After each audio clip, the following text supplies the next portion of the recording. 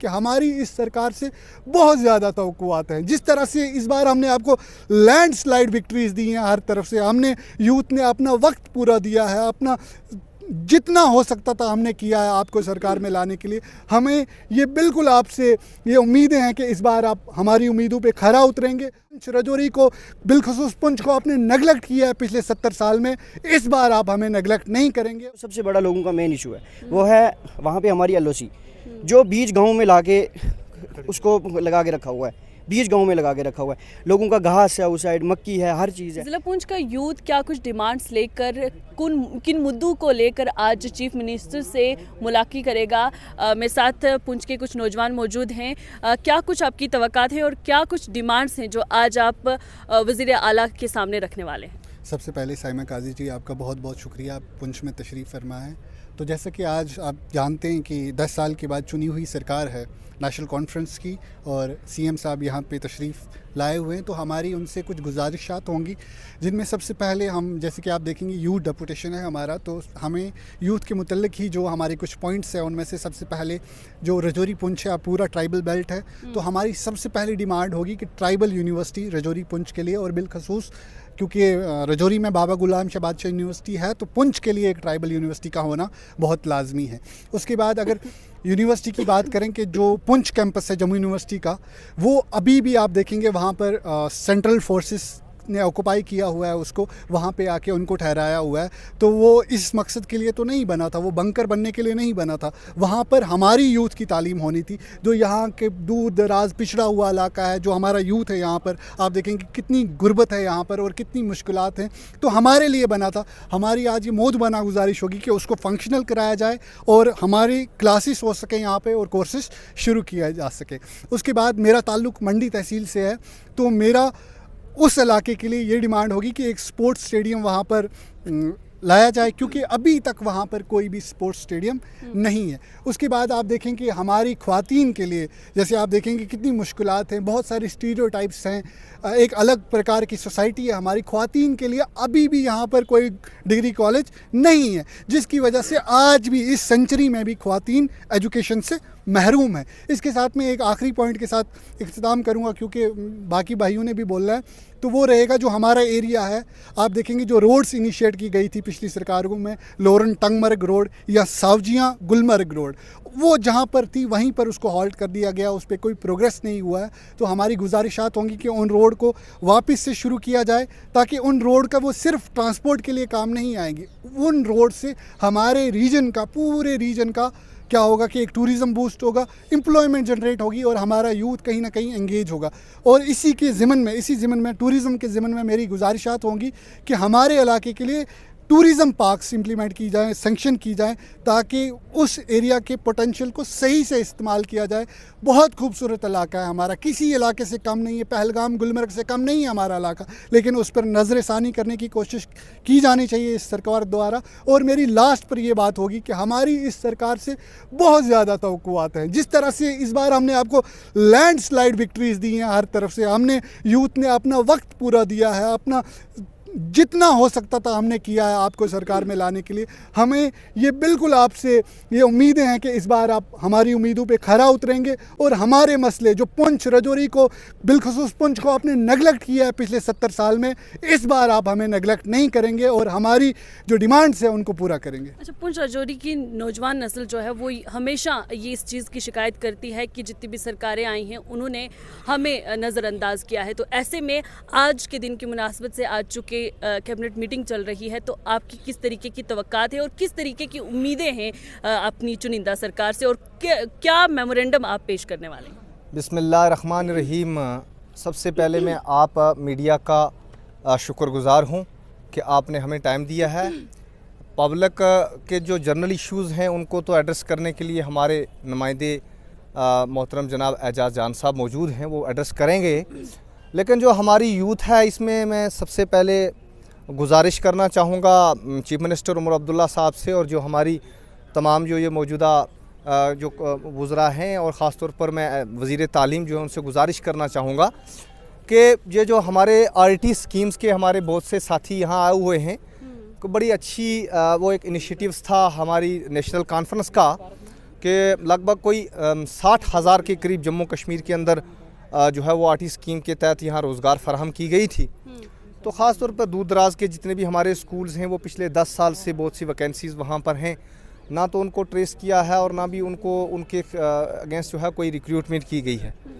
हमारी ये गुजारिश रहेगी, तो एक तो हमारा ये आरटी स्कीम्स का जो सिलसिला है इसको दोबारा से बहाल किया जाना चाहिए, और उसके साथ साथ हमारे जो SSK के स्कूल हैं उनके अंदर फ़ंड्स अलाट नहीं होते हैं, वहाँ अकोमोडेशंस की प्रॉब्लम्स रहती हैं, टीचर्स की सैलरीज़ के मसले होते हैं। तो SSK के जो स्कूल्स हैं उनको कन्वर्ट करके स्टेट प्लान्स के तहत जो है उनको अपग्रेड किया जाना चाहिए। ये हमारी सिफारिशात हैं। अच्छा, इस वक्त अंदर कैबिनेट मीटिंग चूँकि चल रही है, तो ऐसे में सकीना इत्तू जिनको एजुकेशन और हेल्थ मिनिस्ट्री जो है वो दी गई है, तो आपकी एज अ यूथ कौन सी डिमांड्स हैं जिन पर जो आप मेमोरेंडम जो है वो सीएम को पेश करने वाले हैं? सबसे पहले सहमत जी आपको बहुत शुक्रिया।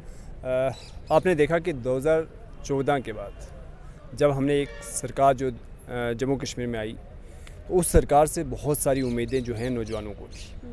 बहरहाल उसके बाद क्या हुआ वो एक अलग सिलसिला है। 10 साल से किसी भी नौजवान को अपने हक के लिए आवाज़ बुलंद करने के लिए जो है वो सामने नहीं आने दिया जा रहा था। आज एक खुशकिस्मती की बात ये है कि एक डेमोक्रेटिक वे में जो सरकार आई है, लोगों की बहुत सारी उम्मीदें हैं और बिलखसूस नौजवानों की उम्मीदें हैं। जब नेशनल कॉन्फ्रेंस सरकार जो इलेक्शन कंटेस्ट कर रही थी, उनका मैनिफेस्टो था 1 लाख जॉब की गारंटी थी। आज उसी जॉब की गारंटीज़ को लेकर ये नौजवानों में एक नई उम्मीद जागी हुई है। आज सकीना इत्तू जी जो यहाँ तशरीफ़ लाई हैं, जो 1 लाख गारंटीज़ उनका अहद था, वो अहद हम पूरा होते हुए देख रहे हैं। अब कैसे देख रहे हैं? उन्होंने हालिया जो है आपने देखा होगा कि नोटिफिकेशन +2 की जो है वो निकाली गई है, और ये तमाम मसाइल जो नौजवानों को इस वक्त की जो सबसे अहम ज़रूरत है वो ज़रूरत है रोज़गार की। नौजवानों को ज़रूरत है, क्योंकि आपने देखा कि पिछले 7-8 साल से नौजवानों की कहीं भी रिक्रूटमेंट नहीं हुई। आपने देखा कि सुनकोट के अंदर 2 दिन कबल जो है वो एक TA की भर्ती होती है, उस भर्ती के अंदर लाखों की तादाद में जो है नौजवानों ने शिरकत की। आखिर क्या मजबूरी पड़ गई नौजवानों को कि वो TA की भर्ती में जो है वो शामिल होने जा रहे? मजबूरी ये है कि ग्रेजुएट और मास्टर PhD डबल PhD करके नौजवान जो हैं वो इस टाइम बेरोज़गार बैठे हैं। हमारी इस सरकार से उम्मीदें ये हैं कि वो इस वक्त नौजवानों के लिए अहम फैसले लेंगे और रोज़गार निकालेंगे। अब हमारी ये गुजारिश है, रोज़गार तो निकालेंगे, रोज़गार के साथ साथ आप टूरिज़म पे काम कीजिए। आप पुंछ की अगर बात करेंगे, पुंछ में आपके पास सावजियाँ एरिया ऐसा एरिया है जहां आप गुलमर्ग से जिसको कंपेयर कर सकते हैं। आपके पास लोरन का ऐसा एरिया है जो श्रीनगर से कंपेयर किया जाता है। आपके पास लोरन जब भी होती मंडी अड़ाई जो है जब भी होती है वो कंपेयर किया जा सकता है। तो इन चीज़ों पे काम करने की ज़रूरत है, ताकि ये नौजवान जो हैं एक गवर्नमेंट जॉब के साथ साथ प्राइवेट जॉब में भी जो है अपना हाथ जो है आजमा सकें।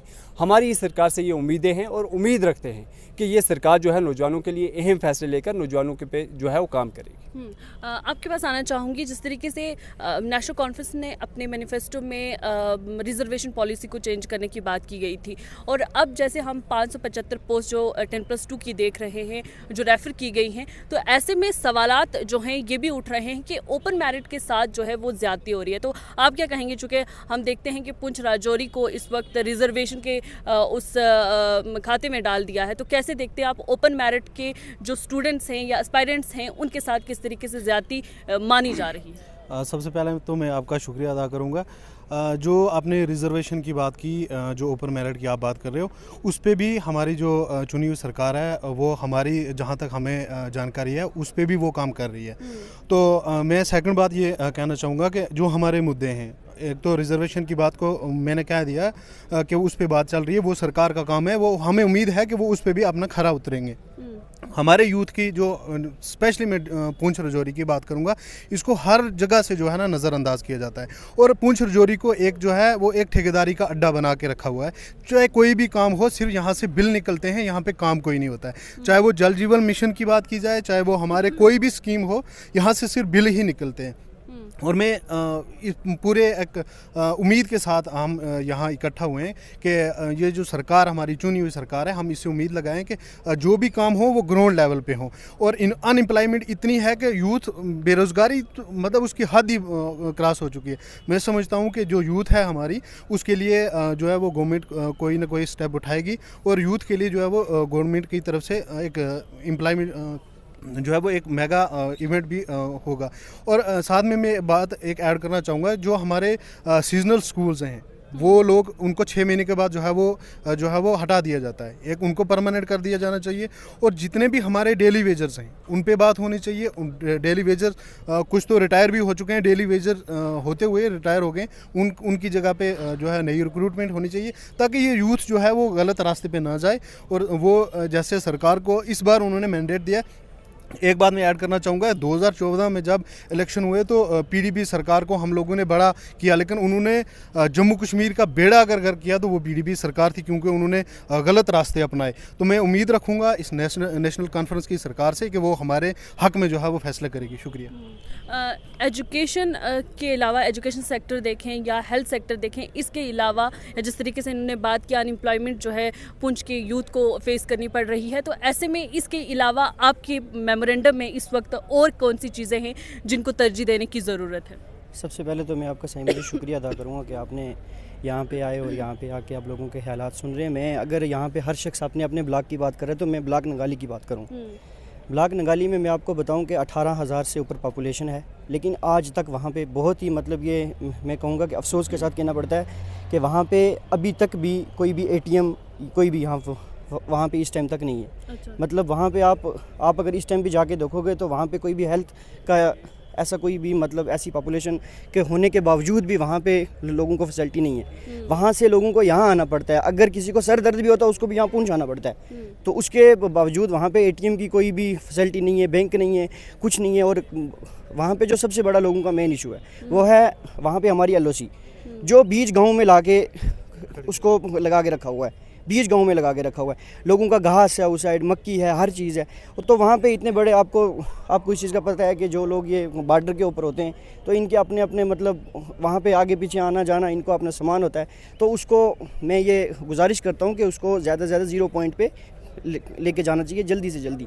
और वहाँ पे अगर 18,000 पॉपुलेशन से ऊपर पॉपुलेशन है तो वहाँ पे कम से कम सोचना चाहिए एक PHC ही होनी चाहिए या कोई अभी तक वहाँ पे कोई PHC नहीं है। और उसके बावजूद मैं आपको बताऊँ ATM बैंक फैसिलिटी ऐसा कुछ भी नहीं है। और साईं बाबा ज़ियारत है वहाँ पे, उसके बावजूद भी वहाँ पे ATM नहीं है। लोग दूर दराज से आते हैं वहाँ पे ज़ियारत करने, लेकिन उनको भी वहाँ पे ATM की फैसिलिटी नहीं। और ज़ियारत के पास भी कोई ऐसी PHC वगैरह नहीं है कि कोई इमरजेंसी हो, वहाँ पे किसी को कोई फर्स्ट एड वगैरह ऐसा कुछ भी नहीं है वहाँ पे। अगर यहाँ पे अगर इतनी हालत खस्ता है तो मैं अगर कहूँगा कि एक रात में ये सारा चेंज हो जाएगा। हम भी जानते हैं कि 10 साल से हमारी जो सरकार थी ये हुकूमत में जो थे उन्होंने कुछ काम किए नहीं है। तो अगर मैं ये कहूँ कि आज ही रात में सारा कुछ चेंज हो जाएगा, एक ही रात में सारा कुछ उलट पुलट हो जाएगा, हमें कहीं से हवा के ज़रिए से आ जाएगा, ऐसा कुछ नहीं होगा आस्ते आस्ते टाइम लगेगा।